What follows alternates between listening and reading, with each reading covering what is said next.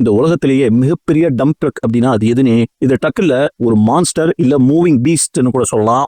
இதுக்கு பக்கத்துல ஒரு கார் நின்னுச்சுன்னா இதோட டயர் சைஸுக்கு கூட பாதி வராதுடா தம்பி. அந்த அளவுக்கு ஒரு பிரம்மாண்டமான ஒரு ட்ரக். இதோட பேரு பெலாஸ் 75-710. பெலாருஸ் நாட்ல பில்ட் பண்ண ஒரு பிரம்மாண்டமான வேர்ல்ட்ஸ் பிக்கஸ்ட் டம்ப் ட்ரக்டா தம்பி. இது ட்ரக் மாதிரியே இல்லையே, ஒரு பெரிய பில்டிங்கே வீல வச்சு மூவ் பண்ற மாதிரில இருக்கு.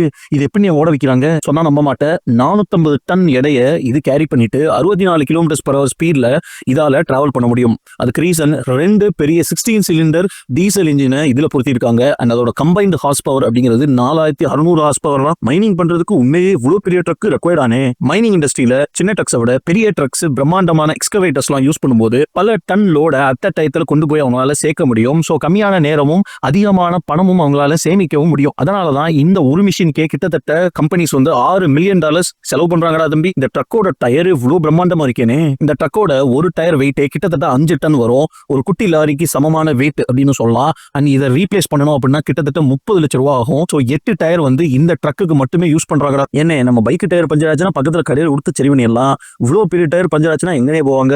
ஆஹா,